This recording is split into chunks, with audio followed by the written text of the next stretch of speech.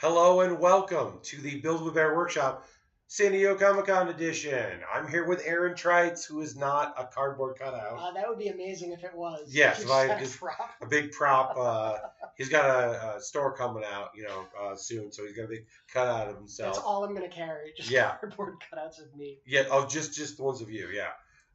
So let's look at it here. Oh, Iska's here. Hey, Isk.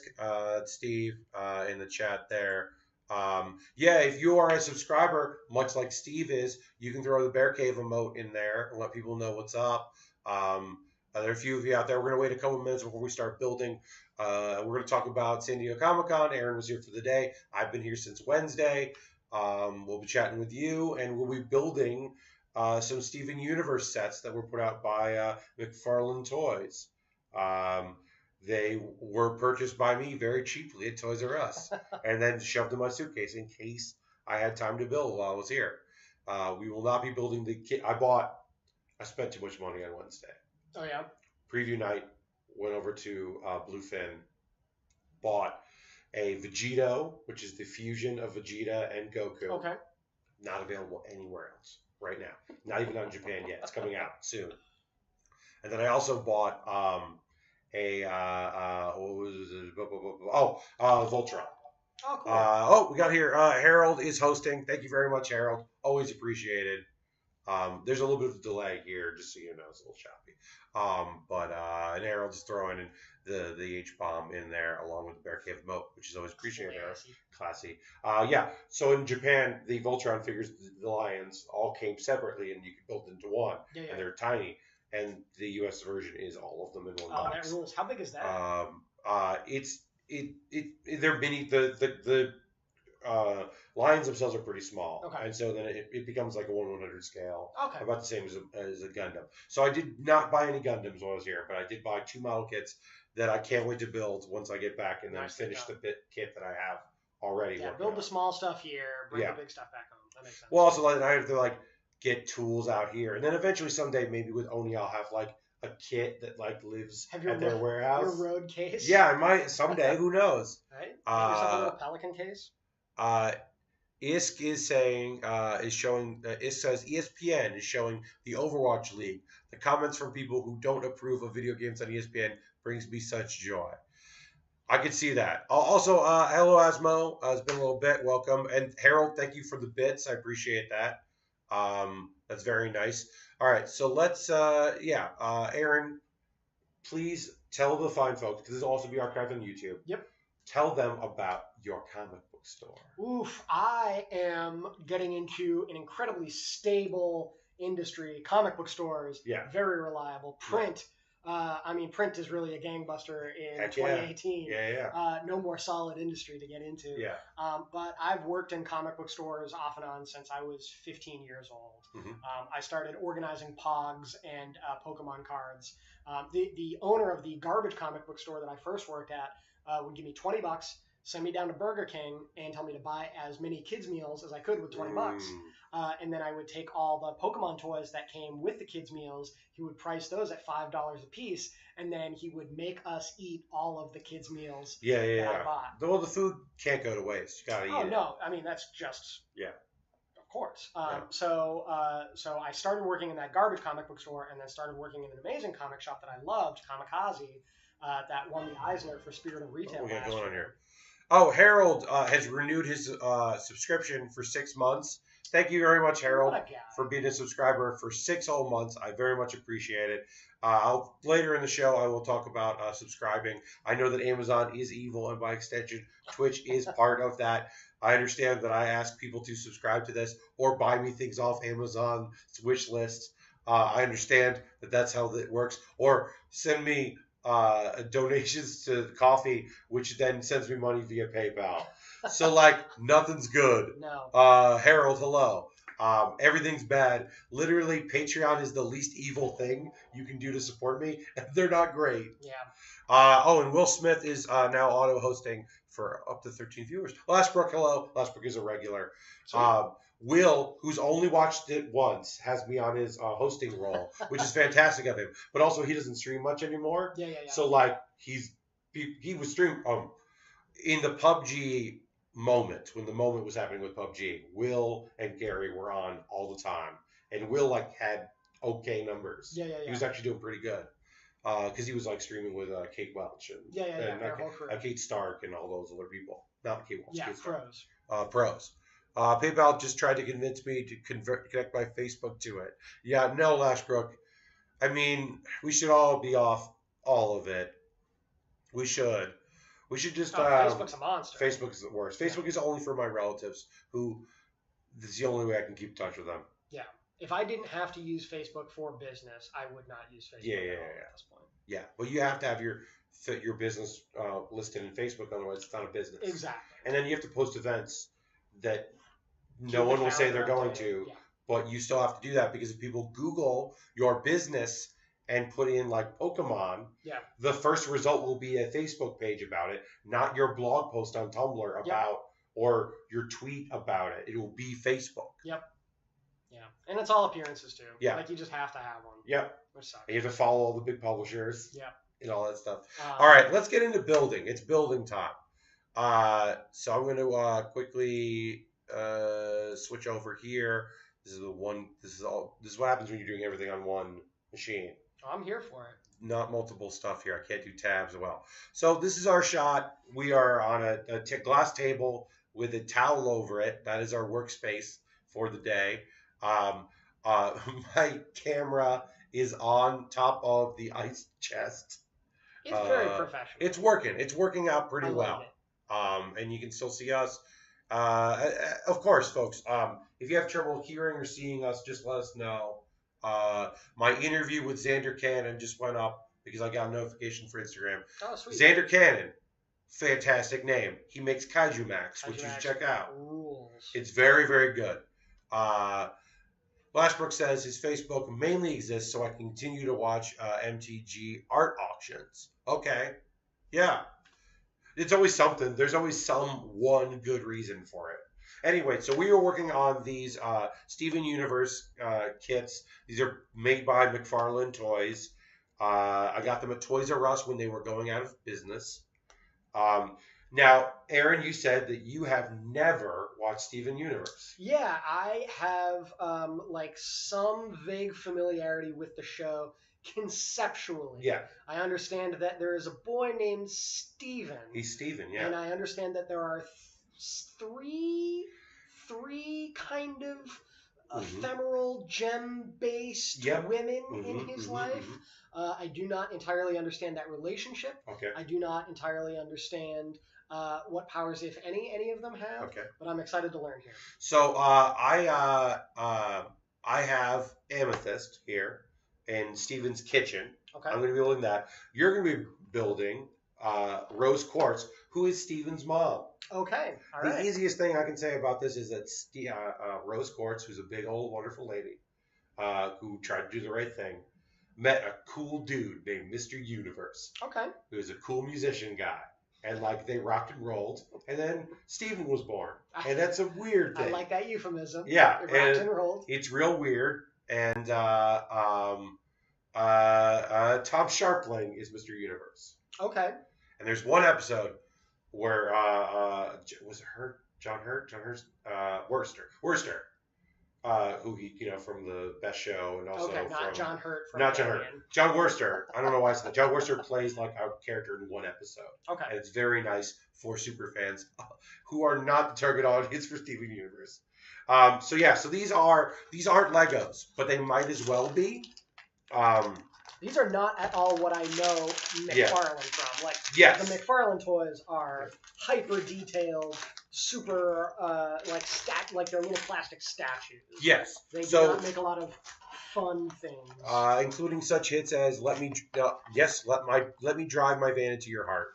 Steven Universe is a good show. I have heard these sets are not so much. Thank you, Gloss. I have also heard that these are not awesome. I was told these kind of fit together is what I was told, which is very funny. And then I guess if you pull the tab, you can pull out the figure. That's a lie. Oh, yeah. So we're going to build these. I will say these, I think, market retail for $15, and I purchased mine for, I think, $6. Toys R Us going out of business, while tragic, was a phenomenal boon for me. For you in because particular, yes. I went and I bought many fixtures for my comic book store. Yeah. So I went and I bought like 3 vanfuls of shelves, and I saw photos of that. I bought Yeah. lockers from their employee break room. So my comic book store, Now or Never Comics, is going to be essentially a repurposed Toys R Us. Now, if you didn't, like me, know that Aaron was opening a comic book shop, you would have seen several of his purchases and thought that Aaron moved to San Diego to become the most Aaron he could be. Yeah. This man But is also wildly irresponsible financially. you were also worried about what the fuck is going on with Aaron, because he keeps buying like boxes and boxes of comics. I have so many comic books in my house right now. Yeah, you were just buying all these comics. You were like meeting weird people and buying comics, and people were like, "What's going on?" The weirdest. Yeah. It should not be at all surprising. Comics have always been like my number one love. Like, Yeah. Working in the games industry was awesome. But then once I got out of games, I thought, okay, well, this seems like as good a time as any to get back into comics. Yeah. And then moving out here too, because I had lived in Boston my whole life, thought that, okay, well, I know all the comic shops in Boston. I know everyone that runs comic shops in Boston. I don't want to open a comic shop there. Yeah. So then moving out here, I was like, okay, cool. Maybe this is the right time for me to open a shop. I don't know much of San Diego. The most I've saw of San Diego outside of the convention center area is on Thursday, where I got on a bus to go out to get my phone fixed. Folks that hung out on Thursday night heard this story. My battery just died. It had been garbage for a while. Like, it was instantly just losing, like over the course of a couple hours, it would go from 100 to 0. So I was having a charger plugged into it. And as long as the charger was plugged in, it just eventually was just like didn't work. So I got a new battery replacement. Here's a fun fact. Here's an addition, folks. Didn't know it was going to happen. Now my Bluetooth connection isn't working well on my phone because I have Bluetooth headphones that when connected to my laptop, no problem. But when the guy took it apart my phone to put a new battery in, probably messed up my Bluetooth. So I bought $7 headphones just for the flight. So Asmo asked, why San Diego? Is there a dearth of comic book shops in the area? Now, you didn't move here just to open up a comic shop. No, I did not. I moved out here because my wife grew up in Chicago and went to school in Syracuse and has lived with me in Boston for the last 12 years, and she has never been warm in her life. Okay.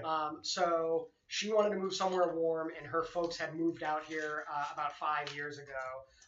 So we decided to move out here for the weather and for her family. And I figured, they've got this little rinky-dink comic show out here. Yes. Maybe someday it'll be a little bit bigger. But I thought, San Diego could probably be a decent comic book town. And there's a wealth of comic book stores out here. Is there? But I thankfully live and will open the shop a little bit further north of the city. Okay. So kind of almost halfway in between LA and San Diego. All right. So hopefully catch a little bit of both of those cities. Yeah, a little bit of people willing to travel, and then also like you have the benefit of people know who you are. So like you can theoretically have some events that will involve cool people. Yep. You'll be set up next year for San Diego Comic Con. Yeah, do a little bit of mail order. There were certainly a lot of people who I know reached out as soon as you announced that were like, can I see the place? Can I come by? Yep. And wanted to come support. So this is awesome. I wish that it could have been ready in time for Comic Con. But if that was the case, then I wouldn't be able to come to the show. Yeah. So blessing in disguise. Mm-hmm. So I want to point out my first notice here is there's a discrepancy between these pieces here appear to be clear, but they are not clear. They're not. So I could not find any clear pieces. Then I was like, oh, you just gave me the wrong color. Thanks. I noticed that you gave me the 107 piece model, and you took the 120 piece. I did. Because I'm a novice and not ready for the pro level build of 120 pieces. That was not the. I mostly wanted to do amethyst because Steven's kitchen. Like I wanted to build the fridge, and I that set. I don't know. It does have some sentimental value to me. Now, like, is the kitchen like a central part to the show? So Steven likes to eat, Okay. and the gems don't have to eat. So food is weird for them. Like Amethyst eats because it's fun, Got it. but she doesn't do it for like subsistence. So like it's interesting to her. She is as the youngest crystal gem. She is in many ways the kind of like closest to Stephen Got as it. a child. Basically, like uh, they were like, hey, we want to help raise Stephen because he's like part gem, and we don't know what that's gonna mean. So they're not related to him at all. No, I mean they're gems, so they're all like kind of related, but not like by blood. In the way that all gem people are related. Yes, yeah. Okay. So this is like extended gem family, like surrogate gem aunts. They are like, yeah, they are like aunts and big sisters kind of a thing. Okay. Because there's very responsible ones of them, and there's some irresponsible ones. That's the wrong color. I gotta find the right color for that. I'm also doing this. Normally I would be knolling these, as folks know. That I would be taking all these pieces and arranging them by color. Unfortunately, we don't really have the space for that. And also working together means that I made the choice that it would make more sense to just kind of take my time with more. It certainly goes faster when you know. And for those folks that watch these streams definitely know about knolling, but it's basically just taking it and just like organizing it by color. Okay. I just call those organizing. Yeah. Now, I would also, if I was home, have my separator, which would be helpful for what's happening right now, which is I put a piece down that's the wrong color, and I have to get it up. So what I'm going to do is instead, I will just try to bend it a bit. Yeah, there we go. And use a little bit of my nails. So see, I just bring my separator with me all the time. I call them my teeth. Yes, that is. Will bite Legos furious. That is a way to go. I don't know if it's the way to go, Aaron, but it is a way to go. Oh, okay. Yeah. Mr. Pat Baer, pro So builder. you need to find a little looking bit of down there. his nose. Hey. My build methods. So these are numbered. They don't seem to be sorted in any particular fashion properly. There may be a method to it, but I don't necessarily see that. I am obviously love Lego stuff. As many folks know on the stream, I built lots of Lego, mostly Star Wars Legos. So this is a different kind of setup for me, and I'm not loving it. Yeah, I'm running into my first experience where I'm halfway, like I'm on step 6, and now I'm cracking into the second bag to get a piece that is not in the first bag. Yeah. I do. I'll give Lego that. Their compartmentalization. Oh, it's beautiful. Is through the roof. I do a lot of Gundams. And one of the nice things about Gundam is you can really, after a while, especially in the same series, you start to understand like what sheets are for what. And you're like, well, A is going to have a lot of the head pieces. A is going to have the crown. Like you get a sense of what they do, a little bit of method, and then some of the older kids also have a method to that, but they're different. I'm just gonna go hog wild and dump everything out. Okay, feel free to do that. Folks, we are using the pickup mic on the webcam that's on my laptop for this, so I do apologize if it doesn't sound as good as it often does here. Because I'm not using a headset microphone. I'm just using the pickup that is part of this, so I do apologize for that. But I think it should sound okay. Yeah, if you have any questions for us about San Diego Comic-Con, anything, we're going to talk about what we did. I don't really know what Aaron did today because I didn't get a chance to see him until right before this. Been saving it for the stream. Yeah, and if you follow me on Twitter, you know that part of my day was hanging out with my old buddy Bobby, and it was real great.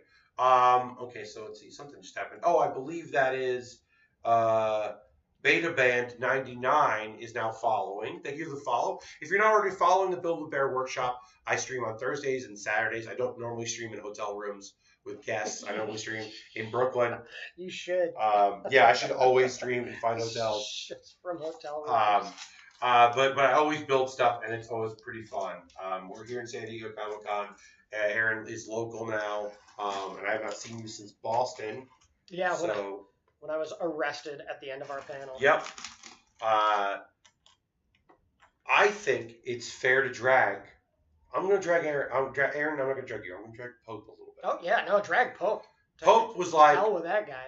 It's you and me, buddy. We're going to do this. It's going to be great. We're going to tackle this. We're going to nail this. Literally has not replied this meaning League of Heels to stuff. Oh, yeah.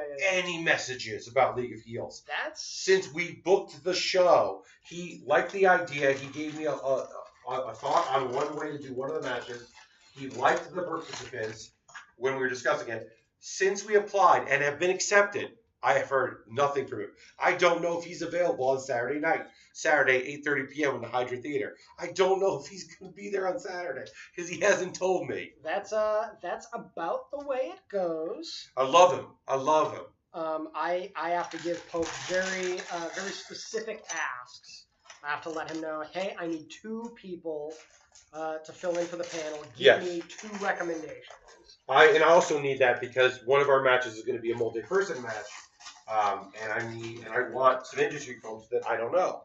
And I would like to lean on him a little bit for some industry folks that he knows because I'm not in the games press. Last book says Build with Bear Roadshow, which I like the name of. Maybe they'll show up with the Guitar Bear gloss. Well, that PAX East, at someday we will murder the Guitar Bear. But yeah. He deserves nothing less. So we're going to do, for the first time ever, we did an afternoon show at PAX East. We've done a main stage show at PAX East. This will be the first time at PAX West we do anything other than just in the morning. Yeah, it's the first time that we'll have like an actual, like an honest to God evening show. Yes. Like an after dinner, after drinks. Saturday night. Rowdy nighttime show. Saturday night. The only choice you need to make is, are you going to risk being able to get in if you go to Kind of Funny stream, which is right before us, and if you risk that we might be sold out or not? I would say we're back at the Hyatt. It's a big space. Also, we're back at the Hyatt. Yeah. I didn't think that was going to happen. No, it's high time. Everybody's either forgiven or forgotten. Hey, we got that letter from the fire department. That's as good as I care. Yes, the fire department has absolved us of any wrongdoing. Ryan approved it. Ryan Hartman approved us being in that space. Right. I continue to be baffled by that, but I won't. Yeah. I won't look any gift horses in the mouth. Any gift panel spaces. Please do not turn on the fog sheet. Oh, Gloss, don't worry about it. I think now I have to actually add that to the description, so I'm going to do that soon. Our show description is going to say... Not the worst idea I've ever heard. Hey, please don't turn on the fog sheet. By the way, please do not turn on the fog sheet. I have to rewrite it anyway because I realized my original pitch has the word show in it like 6 times in 4 sentences. Oh, like I wrote it fast because I was like, oh, I need to put that in. That doesn't go there. That goes here. So how are you liking this kit so far, Aaron? The arrangement of the bricks in the bags has proven to be most problematic. I would agree. But it's it's getting there. It's starting to take shape. I did not expect this thing to end up on the side where it did. Oh yes. Okay. So I should say you. So I'm building the kitchen, Steven's kitchen. Yep. You are building the portal. So there is a crystal temple, where they like teleport to, and there are lots of portals because it's also so big. There's the main room, and then you take different portals to like people's rooms and other locations. Got it. So that is what you're building. I'm pretty sure Mr. Koo left PA, so that partially explains the Hyatt availability. Also, I should say, we're not the first or the last to clear the Hyatt. It's happened before, and it's happened since. So it's not like people haven't had issues in that space. It's just ours was very big because we had a full room. Yeah. Others have not been as crowded when it's happened. Yeah, we've had a full room. We've had a lot of cameras Yes. there at the show, Yes. which also We were also being live streamed with that, heightened it, which yeah. doesn't help either.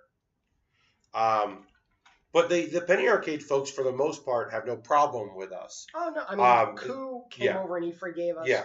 as it was happening. And so many people, because he knew, this was not the first time nor the last time that it would happen. He's known Pope and I for ages, yeah. so he knows. And I have a good relationship with Cahill, who's now left, obviously, but he's left Penny Arcade and PAX. And I have a great relationship with Ryan Hartman. I don't. They continue to support us in ways that we don't deserve. Jerry threatens to be a part of it, and every year we get closer to booking Jerry. I think we will do it someday. It'll happen at some point. Because especially Ryan talks about it, and then we get like Kate Welch will talk about it, and so the C Team folks. Every C Team member except for Jerry and Amy have taken part, and Amy's on my list. We're gonna book Amy Falcone someday. Like, that sounds like a threat. I know. We've got a new subscriber with Twitch Prime. That's Chef Berlund 78. Thank you for subscribing. I'm sorry I'm terrible with that name. That's awesome. Folks, if you have Amazon Prime, you should just get Twitch Prime, because that way you can watch Twitch without seeing ads. And you also get a token which you can then use to support people's streams, like this person just did for me, which is awesome. And you can turn like ad blocker off, and still, if people are running ads, you don't see them, and they get the money as if you watched them, which is a way to support folks. I don't run ads because I am not a partner. I am still just an affiliate, but it's also using Twitch Prime is like you were spending actual money for me. Twitch counts it as like the same split, which is very nice. Jerry has had very nice things to say. He counts the Giant Bomb Extended Universe as part of its own PAX. There are several other PAXs that happen during PAX, and we are one of those PAXs. Yeah, I thought that was very nice, talking about how PAX has become like this whole ecosystem of different sub-communities. Yes. Yeah. And that he acknowledged that there's this weird wrestling sub-community. That was very nice of him to say about the Penny Arcade promo, talking about League of Heels. That was really cool of him. Yeah. It's been very nice, because like the fact that for my schedule for PAX West is Friday night, 8:30 in the Hyatt. I'm doing my improvised postmortem, and then that which I love doing, and then so that's happening. Then Saturday night is wrestling, and then Sunday day is the Build with Baer Lego Challenge featuring Charlie Chu and Abby Russell competing in a Lego build. Oh, that's really fun. And that's not streamed. Yeah, look, there will be a winner, but the winner is probably going to be me, because I get to do a cool thing. And it won't be live streamed, but it will be filmed by ENC 3000, at least Eric. Don't know I cannot confirm Chelsea at the moment. But Eric is going to be there. So at least it'll get filmed, which is great, because then it will be on my YouTube. And I might run it as a Twitch stream, because I've never done that. But I might run a Twitch stream and then just be in chat. I've never done that. I don't know. Thanks for the shout out. I'm pretty new to the whole Twitch thing. Glad I can help out. You are very much helping out. Using your Twitch Prime is like you were giving me $5, and all the money that I get from Twitch goes into me buying more kits to buy, like the 2 kits I bought on the stream, like these weird kits that I bought semi-randomly. Right? I wouldn't mind $5. Yeah, $5 is very helpful, because it does add up. Last person says, there's no overlap. I saw a lady cosplaying as Okada either the last PAX South or the one before. So probably 2 years ago, when wrestling was happening at PAX, Xavier Woods was around, but also WWE was in San Antonio for the Rumble. So that probably helped. There's always a CM Punk at PAX because it's a fairly straightforward costume. You can purchase it. at places. The El Generico that we met at PAX The El East Generico, yes. was fantastic. It's Yes. one of the, some of the best wrestling cosplay I've ever seen. And caught him outside our booth, and we, took his picture holding the League of Heels title. Yes. And told him that my only issue with his cosplay was that he was in too good a shape to be playing Sami Zayn. Yes. He was super, super lean. Yes. In a way that Sami Zayn, God love him, is not, like, this dude was cut. Yeah. And he laughed, and he said that he also probably lost a little bit of water weight during that weekend because he was wearing a lot of costumes. He did say that he had been he had weight related health issues, and so he had cut a ton of weight in the last few years. And as recently as the week before, his teenage son was still busting his chops about how overweight he was. And then once he finally cut the water weight, his son said, all right, it's good enough. So that's how he knew that he had made it. He hit it. When his teenage son was not giving him a hard time. WWE wrestler Sami Zayn wrestled for many years under the moniker El Generico in a generic luchador. Generic luchador, clearly not a person of Mexican or South American heritage. That was the bit. The bit was not. He didn't do the voice. He didn't fuck around. No, it was a lot of Olay. Yeah, it was a lot of Olays. Yeah. There was probably a better way to do it in some instances, but for the most part, it was pretty good. Yeah. Board. Hello, Boardman. Welcome. Thanks for throwing that Bear Cave emote out there, letting people know you're a subscriber. I need to talk to Alexandra about. Once this is done, I can focus on League Heel stuff. That's like one thing at a time, Pat. I know. One thing at a time. But it reminds me because she did the Bear Cave emote, and she also did the awesome. Lego Bear emote. So I'll throw both in there. Yes, she's done both my emotes, which is rad. I'll throw both in there. That's for the $10 crew. That's our friend Iron Souls, who does not watch the show live, but still does that. Yeah, folks, we are building these Steven Universe kits here. I can show the screen there what I'm working on. Right now I'm just trying to find the pieces I need. I like that you've got the little reveal where, like, because the camera. Oh yeah, because the camera's there.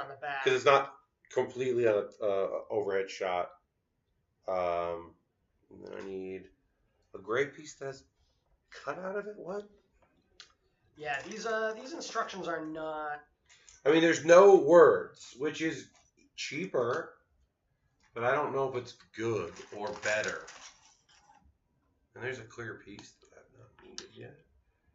Alright, trying to find the piece I need. Part of me says, oh, if I know this, it would be a lot faster. But then another part of me says, no, this is just not a great thing. So knowing wouldn't really help too much.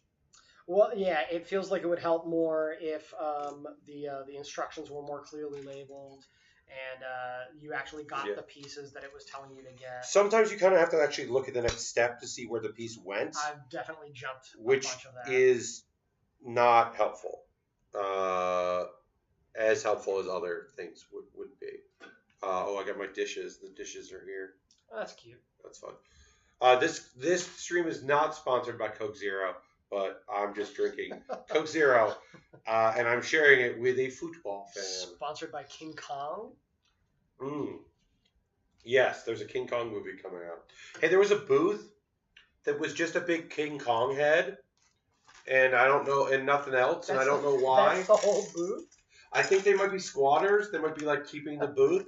They had a few things for sale, but it was like weird mismatch stuff, like a lightsaber for like $200. So like I don't think they were actually selling anything. That's fantastic. It's very weird. It was one of the weirdest places I saw. Speaking of Cahill White is at the Verve booth. He is, if you're playing bingo at home, that's a booth that's not selling anything. They're just giving away things. It's doing brand awareness. Oh, weird. Yeah, they're like doing scratchers and like you win a 30-month at Verve is like what everybody wins. And then they're like some like toys and stuff. And they have 3 skinned PS4s that look incredible. That was like their grand prize. But yeah, they're doing that. They're doing that there. But it's mostly just like getting the word out that like, hey, if you subscribe to any one of these things and you even wanted to join another one, this is the way to do it. As folks know, I should mention when I talk about that stuff that I do have a year subscription to Verve via Keel because I talk about anime a lot on the stream. So he hooks me up because I talk about anime.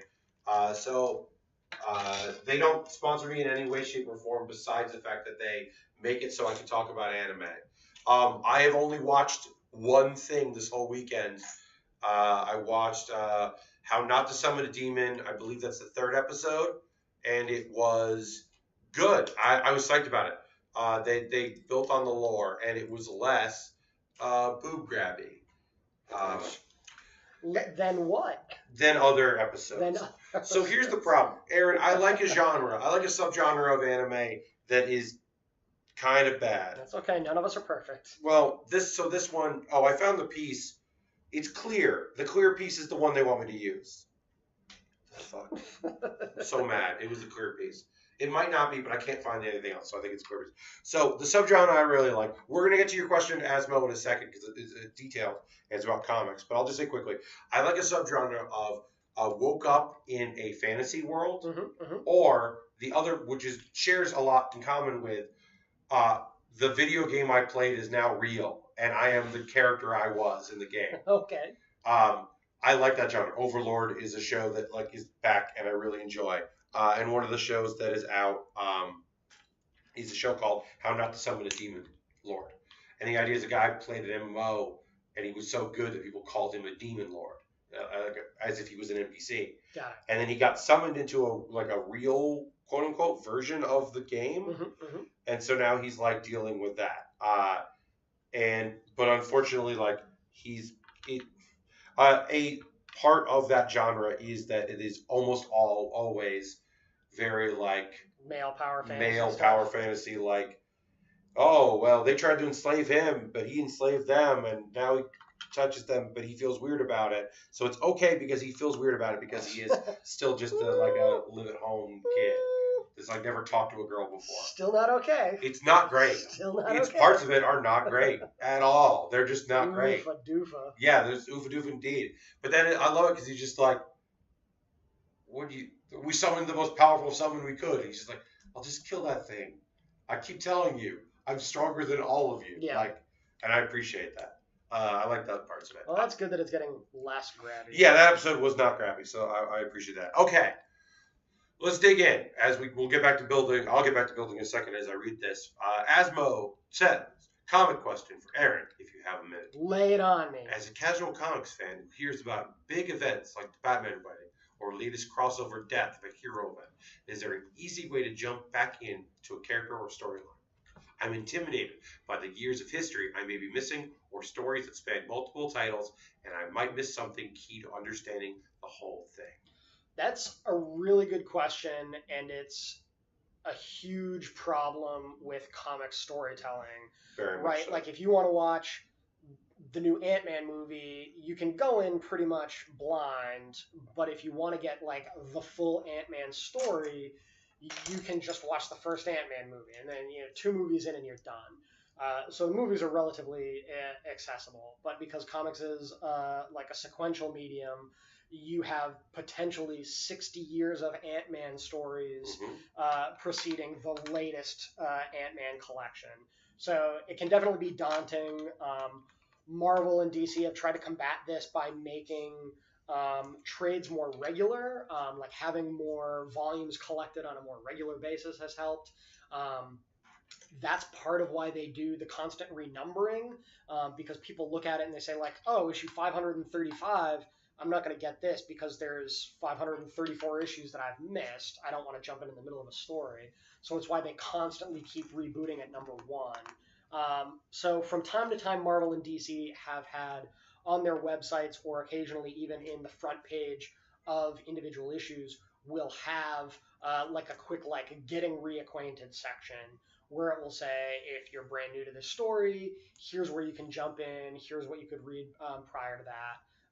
And recently, DC's probably been a little bit more on the ball at putting out like recommended reading collections, or even reprinting classic stories. So if you wanted to get into great Batman stuff or find the latest Batman stories, you could pick up the first issue for $1 or something, rather than jumping into something like the Batman Wedding Blind. Yeah.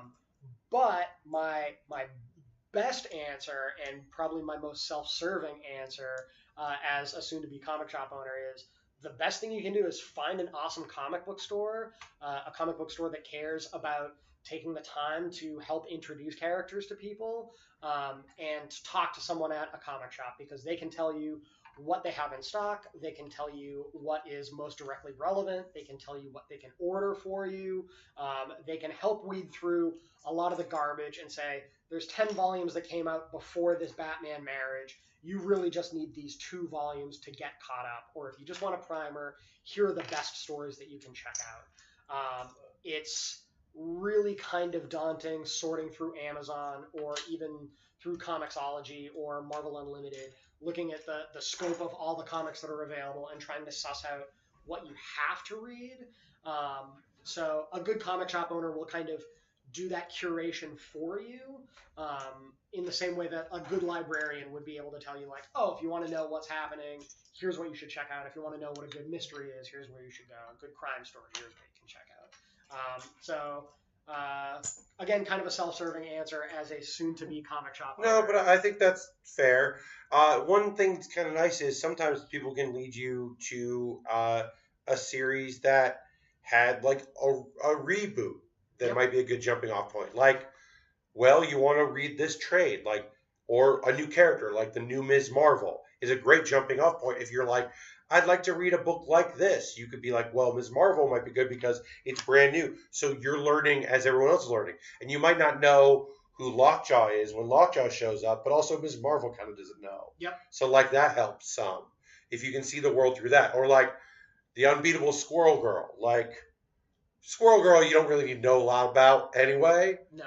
But Squirrel Girl's been around since 1993, yeah, but you could just pick up any of the trades, and have an immediate understanding of how of who Squirrel Girl is, which is why I end up loving a lot of those kind of weirdo, kind of like C-tier characters. I like those comics a lot more because there's no baggage. Like, you can just start fresh on this story and not have to worry about 50 years of continuity. I can't find a piece. Another really good shortcut that you can use is just wikis. Wikis, yeah. Fan organized wikis are a really good way to kind of like condense a whole story. For comics, you are not even getting half of the story because you're not getting any of the visual. But if you really want to know what's happened before, like, the Batman wedding, you could always just check out a wiki and get the primer, and then jump on with the Batman wedding story. Lashbrook says, one thing I'll add as a casual fan is current comics aren't going to be referencing 40-year-old plot points. Yes and no. They may be recycling them, in which case it is kind of fun to know what's going on beforehand. But on occasion, what you'll have is, like, someone will show up and, like, apparently you were fucking supposed to be paying attention about that character. Because it's like an old character that someone brought back. Yeah, that is definitely true, though. Like, Marvel and DC have made a concerted effort to reference less continuity. Yes. You used to constantly get like a little asterisk and a dialogue bubble. The old asterisk, and then it would have the footer note that says, like, as last seen in issue 135. Yeah. They don't do much of that anymore. But yeah, they're mentioning nobody is making reference to when Tony Stark was a drunk on the streets with an illegitimate child. Yeah.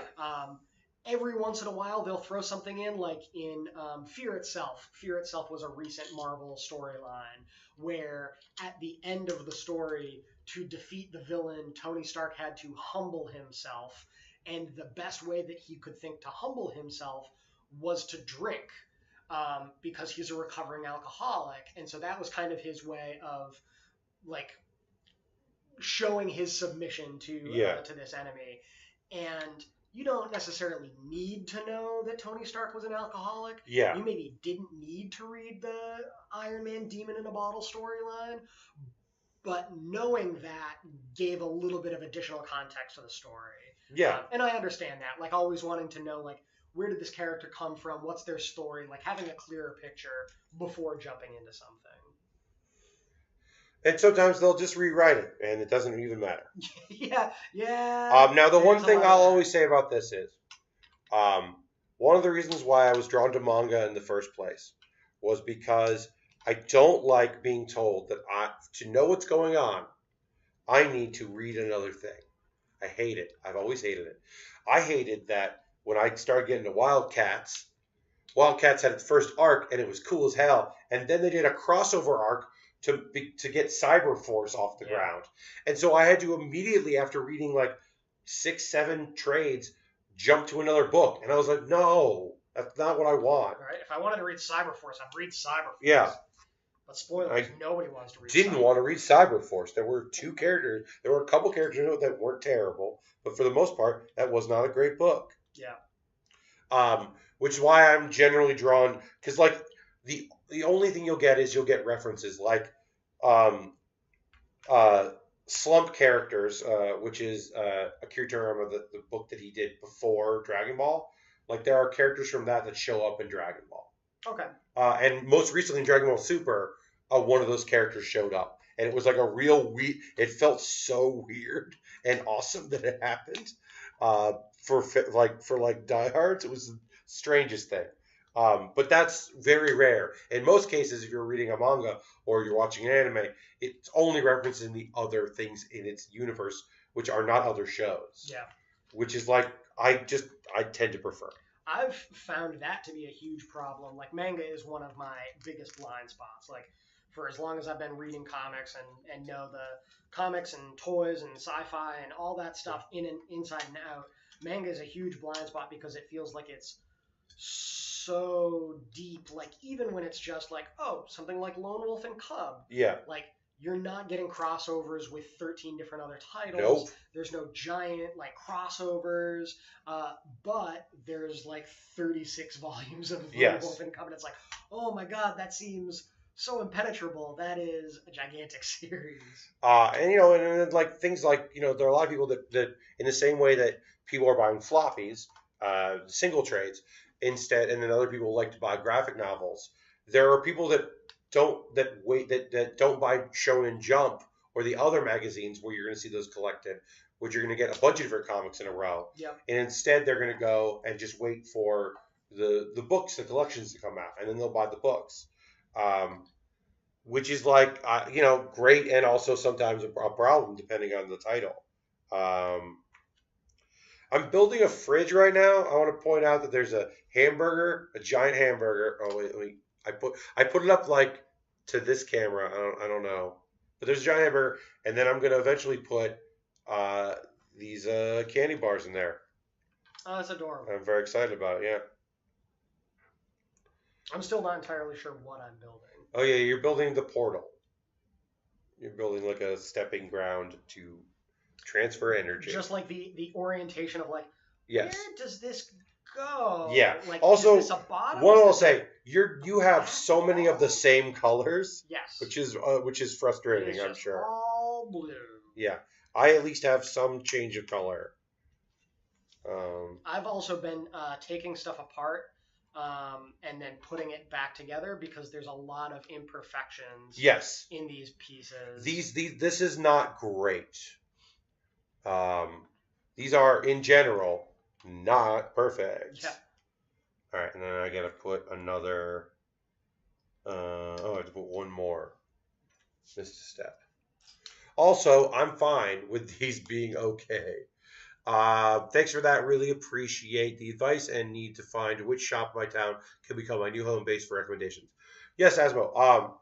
Look at Yelp reviews for a basic.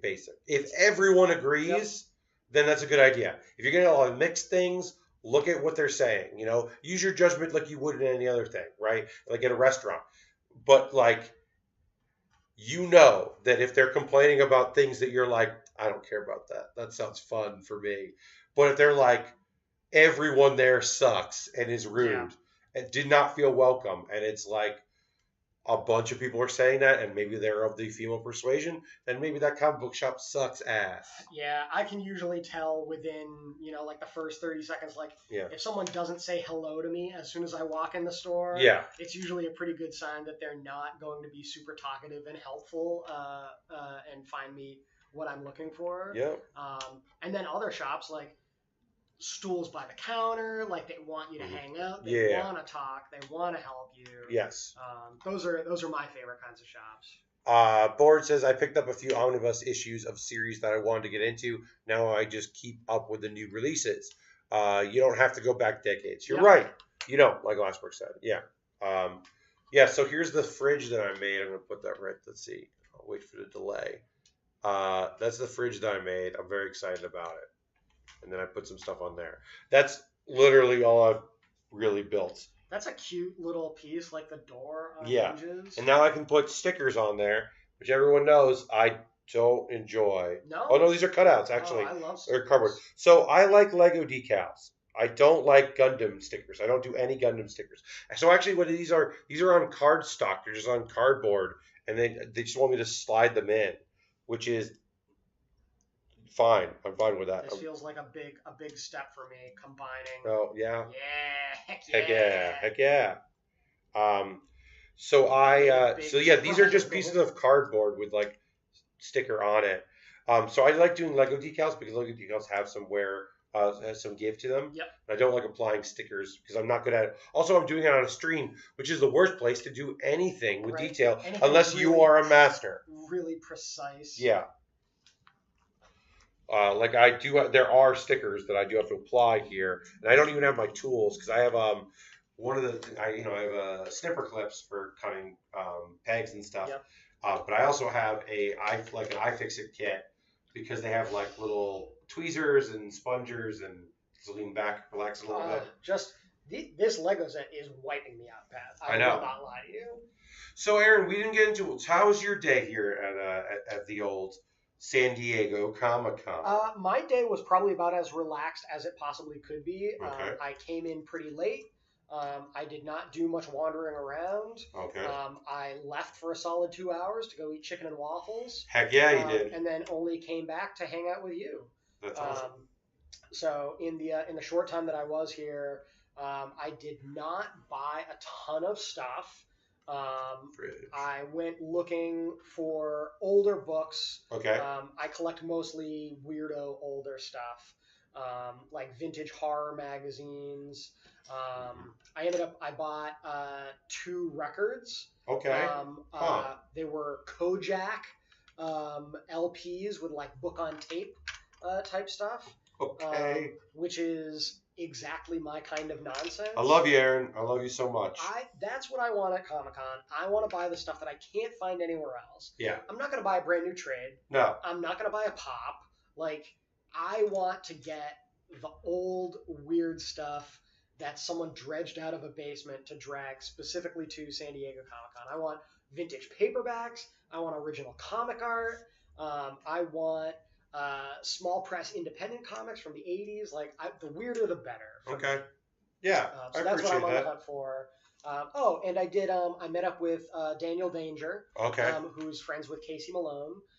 So I went and said hello to him and bought a set of prints that he has. One with Batman perched on the roof of Blockbuster Video, and then one with him perched on the roof of Toys R Us. Nice. Speaking of Batman, I got a pin, which is Pterodactyl Man. I'm going to bring it up here. Wait and delay and see that. Pterodactyl Man, it is what you think it is, and I love it to death. Look at that detail. That's adorable. Pterodactyl Man. Beautiful. I'll go look for some pins tomorrow. I know yeah. Box Brown has a set of Andre the Giant pins. Is Box here? He is not here. Okay. Because I was like, how have I not gone to see Box Brown yet if Box Brown's here? We've only met once, but we are Twitter friends. Box Brown, you know from the Andre the Giant graphic novel, you know from the Tetris graphic novel. He's got another thing coming out. I think about pot. He's got a pot book and Yeah. an Andy Kaufman book. And Andy Kaufman book. The Andy Kaufman book. I still haven't read it yet. I haven't. Yep. But no, that Andre the Giant autobiography is one of the best comics that I've read in a long yes. time. I loved that. It's fantastic. And so he has 3 different Andre the Giant pins, which are super adorable. I'll tell you, I don't remember which booth they're at. Okay, please let me know at some point. Check because I think I'm done buying things, but I definitely will go look at them. That is Yesterday's. Yesterday's Inc. is the name. And they have the box brand stuff. That's cool. I'm not sure if they have a shop online. I ended up with a Deadpool. I ended up with a San Diego Funko exclusive, the Funko Pop exclusive Deadpool. My first Funko Pop until it is purchased on eBay because I put it online. Which I'm fine saying that's going to facilitate purchases of other things. Hopefully it sells soon, but not soon enough that I don't have to mail it out on Monday. Now, is what you're saying. Yeah, maybe don't buy it now. I guess good. I'll mail it on Monday. But yeah, so what happened was last night about 12:30 a.m., about a half an hour after I went to sleep because I have business to do here, and so I was sleeping. I got a text from my old pal, Mr. Bobby Moynihan. Bobby and I did UCB together for years and years and years. He's a dear friend. And I love him to death. And Bobby just saw on Twitter that I was at San Diego. He saw a old tweet and was like, "Oh, hey, what are you doing here?" And I said and I was like, "Oh no, I missed my window. He was probably hanging out. Oh no, he's probably only here for Friday. I'm screwed. I won't get to see Bobby." He had gone to bed right after he sent that. Oh, jeez. So he woke up to my response because I was up before him. And we got to meet up, which is great. We hung out. Bobby was at the Funko booth. There's something going on there with him. I don't know what. And ended up giving me a Deadpool, which I then put on eBay. Somebody tried to buy it from me right then and there. But I chose not to do that because it felt inappropriate since it was a gift that I had been given and I was standing in front of them right there. That in and of itself sounds like an SNL bit. Yeah. Bobby Moynihan gave me a Deadpool Funko Pop. But so we hung out. I played, a little bit of a security, a little bit of a friend backup for Bibbs. He was able to walk around pretty well. Once he started talking to people, you can tell his voice. Bobby, post SNL, has regrown the beard he had before he did it. His summer beard that it became when he was not filming. This piece just doesn't want to go in. It's the sink, but it doesn't fit. It went in. Sink and dishes. The sink and dishes. That's a fun setup. It's a very fun setup. So Bobby, and I hung out, which was really cool because I don't get to see him. He lives in Los Angeles, and I live in New York, so we don't see each other that often. And it was really fun to catch up and hang out. And because of him, I got to meet Scott Campbell, Jay Scott, and also Scott Snyder, and that was cool. It was pretty cool. That is increasingly the best reason to go to conventions. Yes. Just seeing friends and hanging out with people. There are a few of my friends. Unfortunately, San Diego is for a bunch of my friends that are on the West Coast work. Yeah. Not booth work. Come in, do a thing, leave work. A bunch of my friends, not a bunch, but 3 or 4 of my friends are in town today for Bubble, which is a sci-fi show that just premiered on Maximum Fun.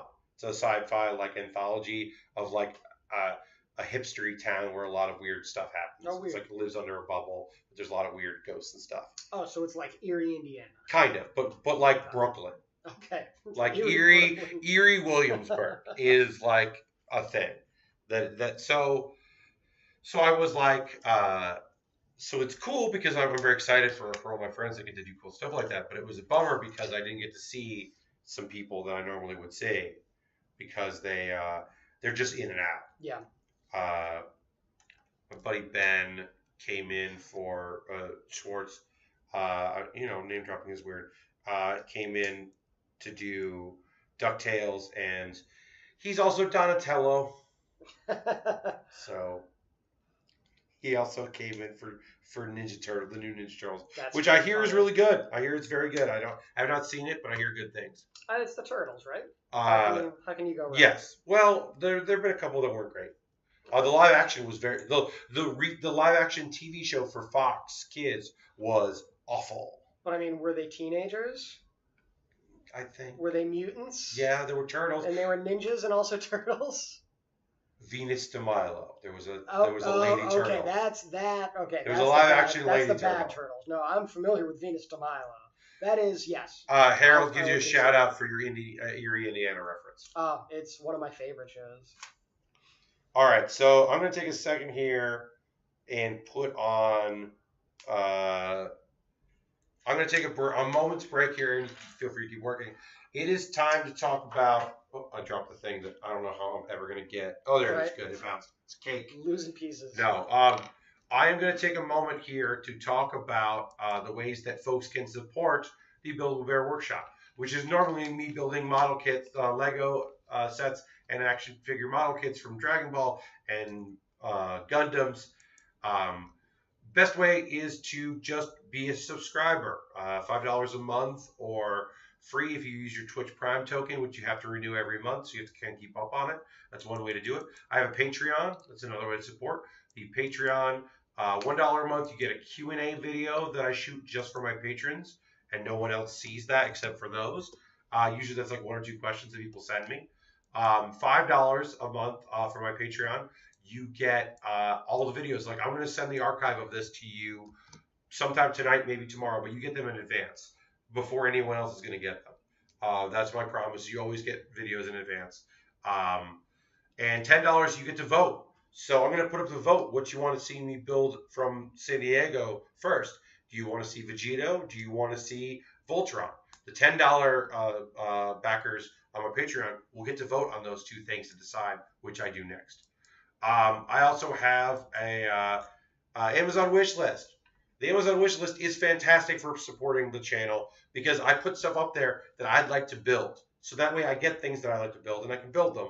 And then you can purchase things off that. It'll send to me. I make a video where I show it off. I thank you if it's not anonymous. That's one way to support me on this channel is to do that. And if there's anything you think you'd love to see me build that's not on my wish list, let me know and I'll add it. Some people have asked for things, but they're like, oh, I'd love to see you make a Zoid. The Noid. No, Zoids was a TV show. Yep, from Pizza Hut. Yeah, sure. I put that up there. Dominus. I put up some Lego stuff that isn't Star Wars because a few people said I only do Lego Star Wars. I did do the one that it wasn't. I did do the Ecto one, but I understand where you're coming from. And then I have my direct one, which is my coffee. That's like a tip jar. All that money that I get received goes into buying kits or equipment. There's also a little bit of equipment at the bottom of my wish list in case you were like, I don't want to see a kit get built, but yeah, get a wireless keyboard so you don't have to keep unplugging the keyboard you have in your apartment and moving it across your bedroom every time you stream. It gets annoying. I can imagine. But you don't have to do that. Also, I have a Discord. You can join the Discord. Anyone can join the Discord. Here's the link to the Discord. Join my Discord. I promote. There's a place for people to promote themselves. There's a place for people to share the things they're building. You can always tweet me stuff if you're working on model kits or painting miniatures or anything like that, building IKEA furniture. But you can also post in there, and then people can leave comments. Yeah, I mean, if you're building, you're building. If you're working on shelves, let me know what's up. Join the Discord. And then she has not asked me to do this, but Aura Hack Erica, who's one of my favorite people, has a Gunpla inspired shirt called Girlpla. She did one earlier. This is her second one. I'm going to put a link to that. I don't know if I can rock this tee, but a lot of people, and including some people that watch this, could rock this tee. It's badass. And I'm showing it to Aaron right now in case he hadn't seen it. I don't know if I can rock this shirt. I could probably build a kit, but I don't know if I can rock the shirt. I would love a print. A print of it, yeah. And for other one, I would get a print of both of those. So those are all my many links. I'm sorry for throwing so many links at y'all. But those are just some of the ways you can support the channel. I'm still streaming here with Aaron. He's getting close to being done. I have a ways to go. I'm battling with these decals, though. But yes, he's got decal work to do. He's got a lot of decals. But we're back in it. We're going to get it done. I think I'm going to end up with extra pieces. Okay. Which is always what you want. Well, that's what you want with Lego. I don't know if that's what you want with these. Tough to say. Lego, you do actually want to have extra because they supply you with extra. I do appreciate that they made this piece look like a cutting board. That's kind of nice. I don't love these bricks. Yeah. There's a lot of stuff where you get the sense that they meant to color a lot of them, and then they didn't. Yes. Like on the bottom of this archway, like it's a stupid little thing, but that I've got these two pieces, and one of them is tinted white, and one of them is not. And this would eat me alive. Yeah. Knowing that my pieces were not uniform. So I will also say, I thought it was very cool that these were just little pieces of cardboard that you shoved in there. They keep falling out, and so they are not awesome. Also, some of these pieces, like you can see the front here, are the stickers are like on them when they came pre-done. But then I also just have a couple stickers that I just have to apply. I think Asmo had a suggestion for a Bear Cave tagline. Our decals are evil, the official sanctioned position of the Bear Cave. See, I generally like decals. I don't like stickers, and I think there's a difference. Oh yeah, like a nice cling. Yeah, like the Lego decals, I'm gotten good, pretty not terrible at. But this sticker right here, I'm applying it poorly because my hand is big, and I'm not worried about it, but.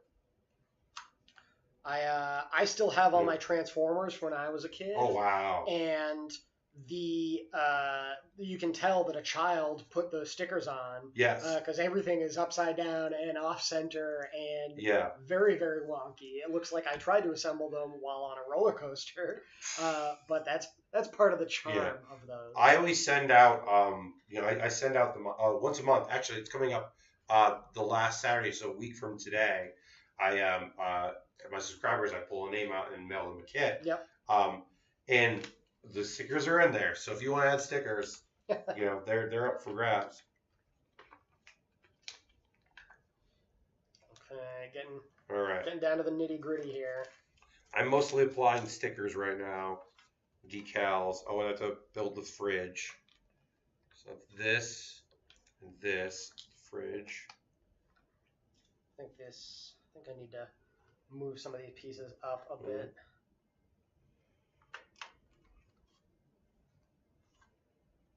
Yeah, that's about right. I put those way too low. Oh, okay. Aaron's got to do some fine tuning. That's okay. Meanwhile, I'm going to build cabinets. My favorite part of every model kit.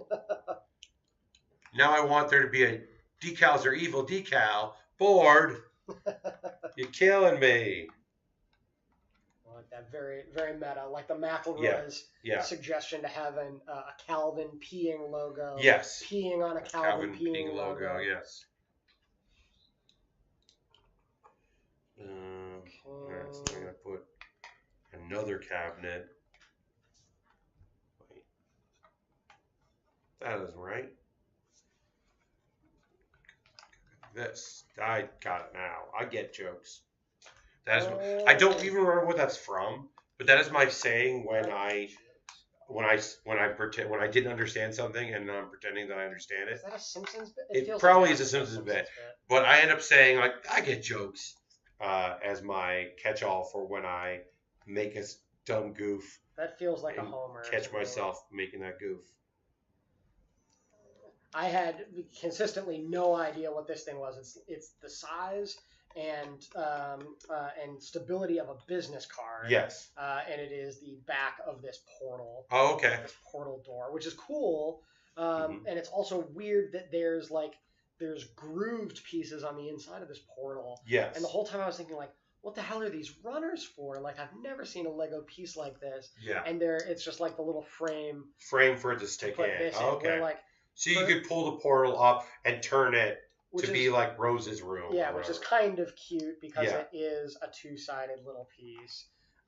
But like for like actual Lego, it would have just been printed on a piece. Yes. That you then would have turned around if you wanted to display a different image. So that's kind of cute. I am almost done here with my cabinets. These appear to be slightly smaller than they should. Okay, that's supposed to be there. And then one more of these. So yeah, we're coming to the home stretch of building this stuff. As long as it's not a sticker, I think it's okay. Yes, you're right. Now, if you made a sticker that says decals are evil, I would be like, no. All right, so we got to put our cake in here and our whipped cream. It's our pegs here. Oops. Now another weirdo issue. Yeah. I'm not knocking your sets, Pat. Yeah. I think we're in agreement about the level of quality. Yeah. But another kind of, for instance, is that I have in my guidebook I have 10 steps instructing me on how to assemble rose quartz. Who is already assembled. Who is pre-assembled. Now I have that as well. My thinking is that they decided to do it themselves, or they meant for you to be able to take them apart and then reassemble them. I suppose. I don't know. I don't know for sure. I like having the window in the box. Yeah. So that you could see rose quartz in the package. I agree. Which is nice. Here's Amethyst's whip. Amethyst has her whip, so I can put her whip in there. I've got my extra piece. I'm going to hide it on the bottom. I have 2 extra pieces. So that nobody but us will know that that this extra piece has been hidden on the bottom. Obviously, it needs to be a water slide. That's not supposed to be there. But now all of us are in on this secret. Yes, we know. We know that should have been rejected. I'll say this. There's a piece somewhere in here that's the wrong color. That's not my fault. Yeah, I got a few of those. Yeah. I got a few of those. So these kits, I understand why. 1, I didn't know they existed. And 2, I'm not thrilled with it. Oh, I'm also supposed to put this Whip It Up decal around this. Ooh. And so I guess I could do that. That is very precise work for a little whipped cream bottle. Yeah, so I guess I can do that, but I'm not thrilled about it. Wow, I want to party with the Mr. Universe van. Oh, hell yeah. That is also available. Like all of the gems look pretty rad with their little portals. Yeah. But this little Mr. Universe RV is absolutely baller. Yep. He's a real fuck up, but also the best. So okay. So that's Greg Universe. Okay. Greg Universe. And so, okay. So he's just a regular dude. He's a regular dude. He's the regular dude. Yeah. Rose Quartz, the mom. Let me drive my van to your heart. Got it. I get it. He's a beach bum. I have often thought about not doing the other shirt. He has a Christmas sweater he wears that has like cherries like that are connected by stem. Okay. And I've been looking for that cherry sweater forever because if I ever cosplay as Kim, I would want to wear the sweater because I can do it now. That's fine. I can really do it. I can get a wig to have the long hair, and like really, Greg Universe does roll gloss. You are right. So anyway, here are our sets. Look at these things. Like I said, these cost nothing to me. So I was totally cool with making the purchase of them. They're cute. They were fun. They're cute and fun little things. Yeah. And like I said, I like having things I can throw in to. I'm gonna have to get something else now just to have because I'd like to do build streams like when we go to PAX West. Yeah. I'd also like to do a build stream where I have like somebody come and hang out because this was very fun to do. Yeah. Usually it's me in the chat, and what's happening is about an hour and a half in, I start getting kind of tired because it's Saturday night. Yeah. Like it's start to flag a little bit. For me, it's 7:15, but it would be 3 hours later. It's like when it starts hitting 10:15, 10:30, I start like really hoping the chat wants to talk about something. Yeah. Because I'll get through anime talk and current event talk and upcoming stuff for me. Yeah, especially when you're just talking nonstop. Yeah. Like you just kind of the batteries run low. Yeah. That's fair. If folks haven't been looking at Oni Press's stuff, I've been doing video things for them on Instagram and YouTube and their Twitter. So you can check me doing some interviews. I think one of my interviews with Xander Cannon actually turned out great. He does Kaiju Max, which is a fantastic book. And we talk about how he's trying to ride the line. We're not being preachy about the fact that he's doing a book about the prison system because it's kaiju in the prison system. But you can't not talk about it. For folks that aren't familiar with Kaiju Max, like the elevator pitch is, it's Oz if they were kaiju. So it is a prison for giant monsters. And like the jailer is essentially Ultraman. Yes. It's as I said, bonkers. something you could maybe think is similar to Ultraman. Because Yeah. It's wild. It looks super cute and super cartoony, but then everything is like unbelievably tragic. Yeah. It's a really cool book. Stack down set and see if you can do complete build during League of Heels panel. That's not a bad idea for a match. Yes. Like give two people the same set and then have them build it in real time. What fighting.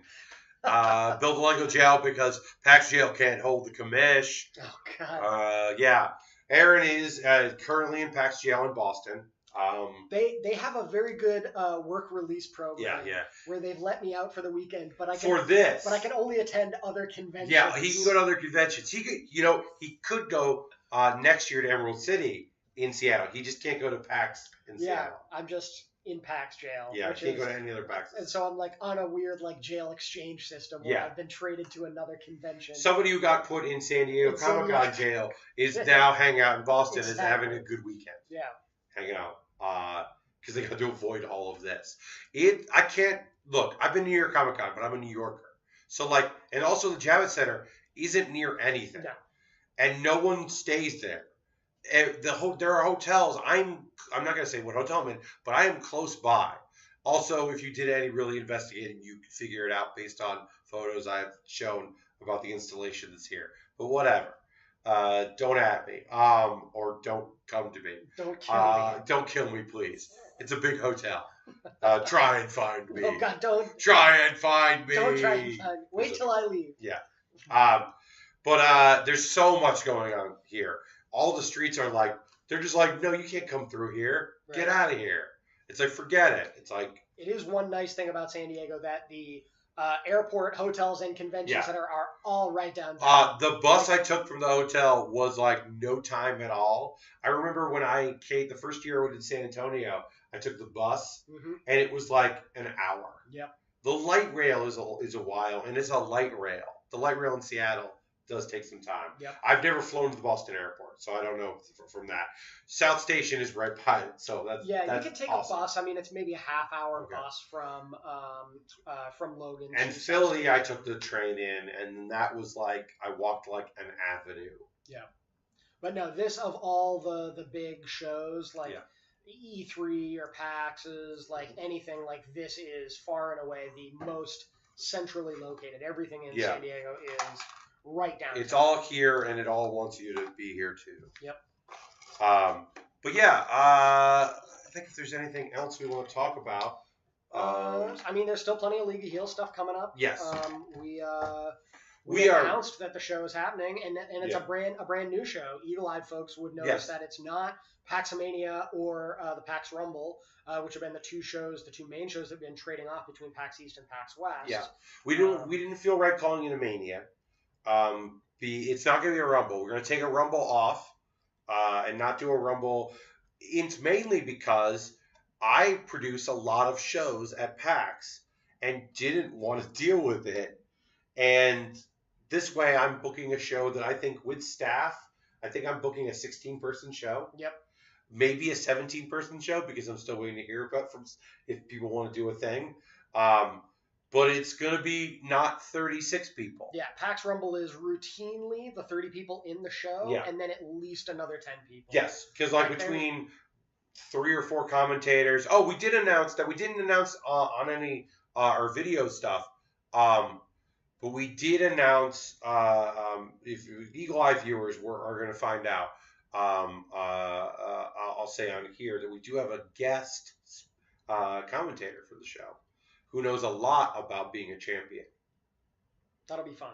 Yeah. That'll be really Samantha Cowan's doing it. Samantha Cowan's going to do it. I'm going to announce it. Look, I always like to announce things on my streams. No, I think it'll be really fun. And Samantha's going to be great. I'm super excited to watch and to see something that is not the Rumble, because also like one of the reasons that we wanted to mix it up was we've been doing the Rumble for 4 years in Seattle. Yeah. So people going to Seattle for PAX West have only ever seen the Rumble. Yeah. And people going to PAX East have only ever seen PAXomania. Like one Rumble. And it gets to be very samey. So yeah. 4 or 5 years in feels like a good opportunity to switch that. So now having League of Heels West Coast Wishes. West Coast Wishes will be a fantastic What's that change mean? of pace. I don't know. I have no idea. I'm in jail. Yeah. And perhaps, look, I have made no promises. There have been assurances made that we can do it if we want. There have been thoughts, but no guarantees on if every character welcome is going to happen or not.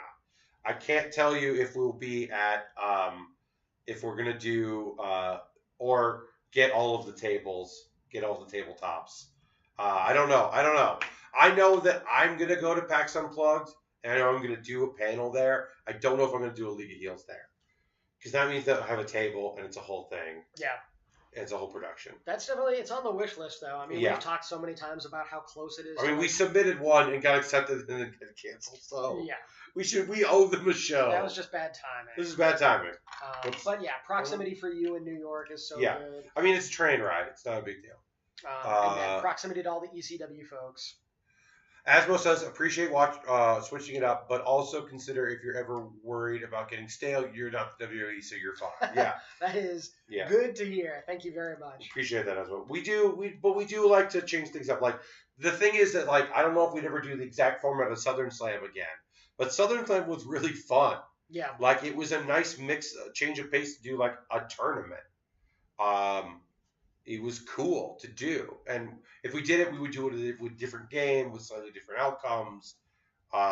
We've done games like I would figure out a different way to do Uno. Yes. I was thinking Gang Beasts because Gang Beasts, the biggest problem with Gang Beasts was we did the 8-player. We didn't no idea who anybody was. know who won until they won. And Alex could have been lying. Yeah, could have. Absolutely could have. But we didn't know because it was just not designed for that. It's just chaos. It's great.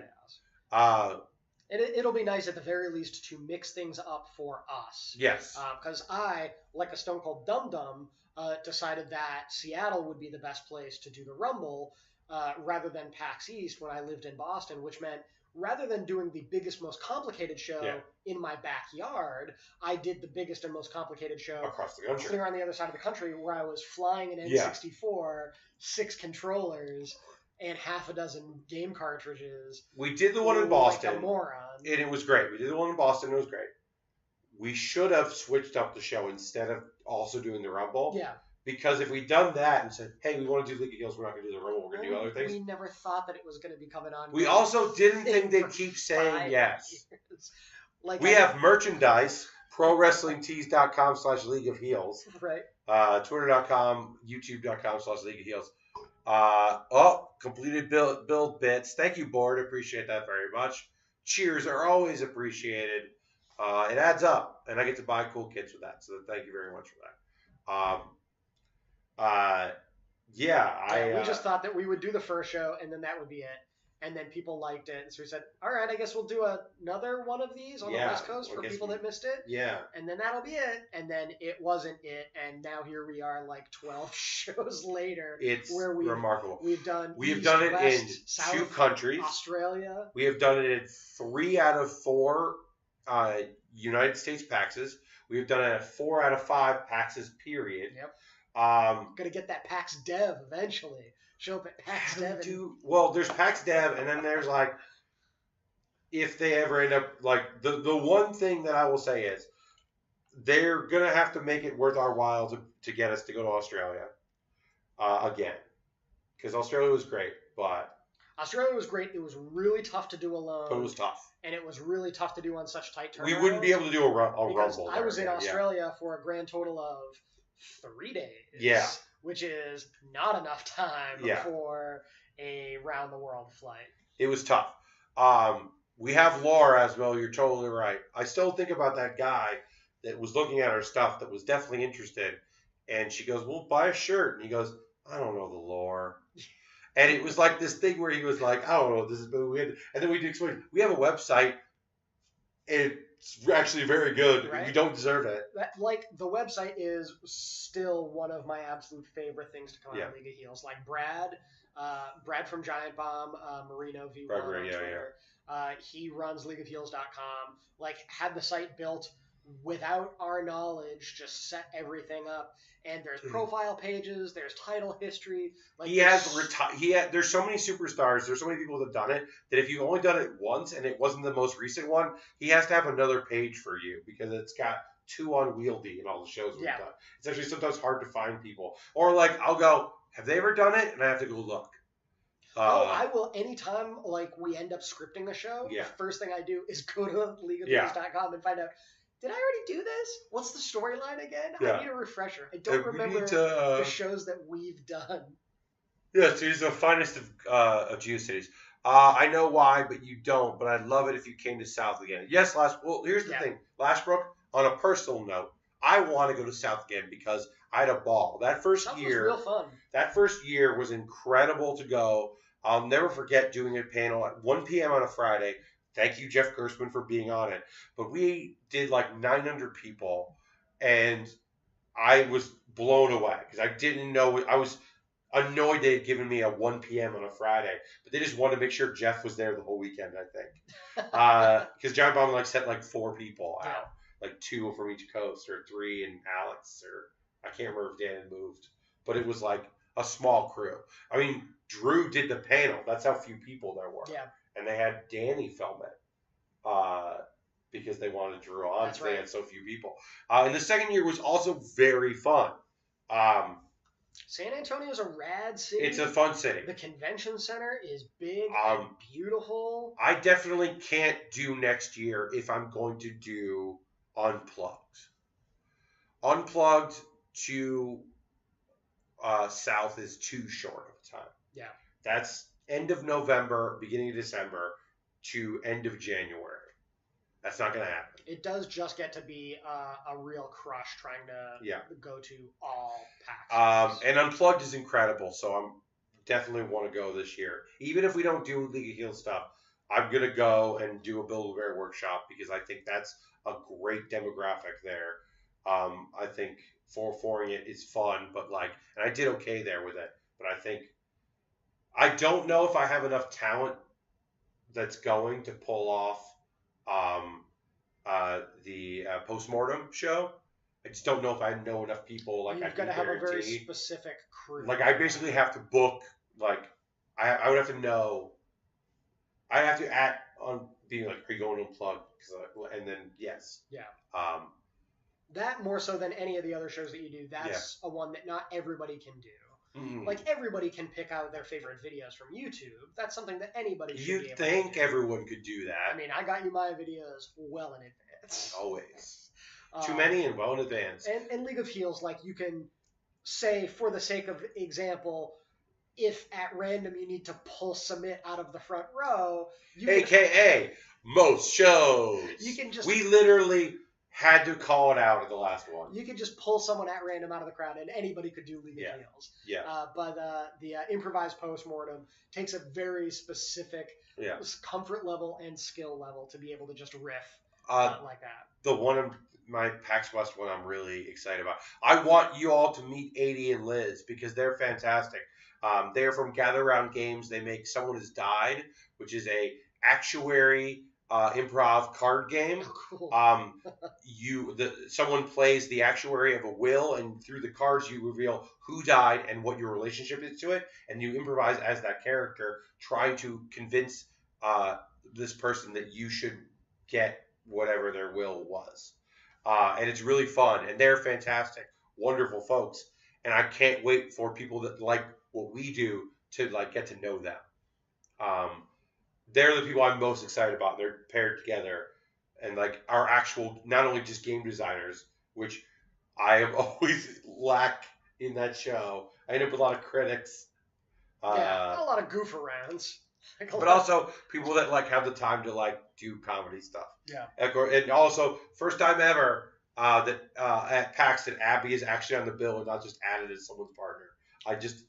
Abby rules. And she rules. She rules school. No, and she deserves the spotlight. Yeah. And then also I joke, I don't know.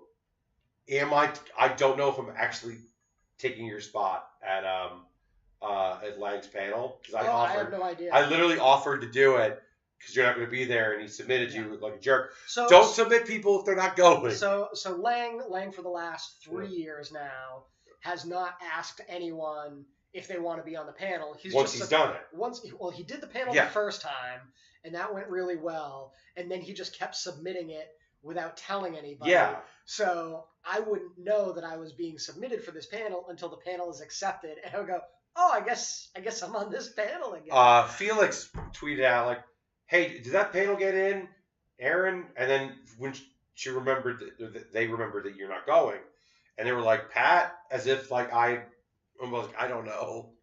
Harold says that South was cool when I went in 2016, but East is your PAX of choice. I think South is going to get better and better every year. Oh, absolutely. I know that the time of the year is bad for devs, so you're going to see a lot of mid-tier devs. You're going to see a lot of indie devs there. You're going to see a good tabletop community building out of there. I will say that Unplugged, even though there's only been one, felt like the second PAX East, because the first PAX East was terrible. It was in the Hines. On the Hines, because it was they didn't want us there.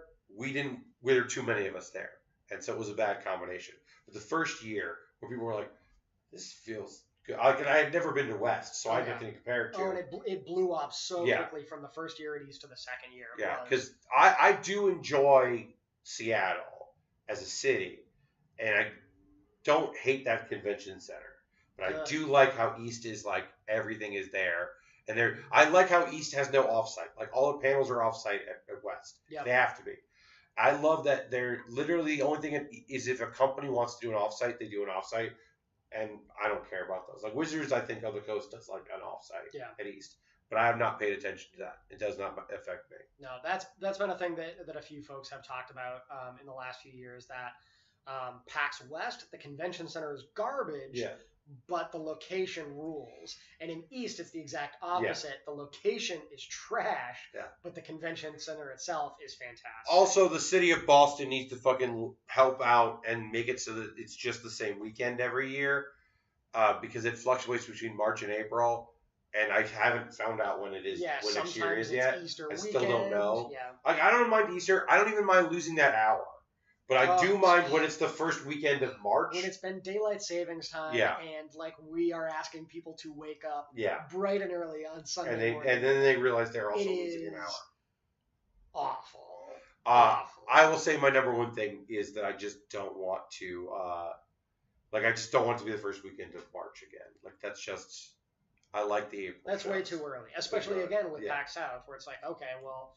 Are we really only going to have 6 weeks in between PAX South and PAX East now? And then I don't think they're serious, but apparently there's a Comic-Con show or comic convention show coming to New Orleans in May. Really? And then so it was gauging my interest about that, and I was like, I've never been to New Orleans, That sounds pretty good. I bet a lot of industry people would go to that. Yeah. I think a lot of comic people will be like, yeah. So I think we're going to wrap up there. I will be back next Thursday. It'll be the end of July, so I will have Thursday night, which is my normal stream. Friday, my bonus game stream, which will also be 9 p.m. to 11 p.m. Eastern time. I add once a month. I just play video games with you. We'll do lots of Quiplash stuff. We'll definitely play some Jackbox games, and I'll have some kind of game that kind of is building, but not really building. Gloss says, just not Mania weekend again. Yeah. Look, I know. We didn't want that either. We don't want to be look, also, if we had a Saturday night show, we would have been against the better wrestling show. That's At least true. we were the morning of. We only lost like a couple people. And someone mentioned that West Coast Wishes is the same day as All In. Yeah, I know, but also look, I can't control All In. For all we know, League of Heels is part of All In. Shared unit. God, Yeah. if we could get Kota Ibushi to show up, and that's the dream. Yeah. That's the dream. Look, Kenny's already in. That's true. Kenny is already. 1 degree of separation. Yeah. Get the other half of the Golden Lovers in. Yes. Oh.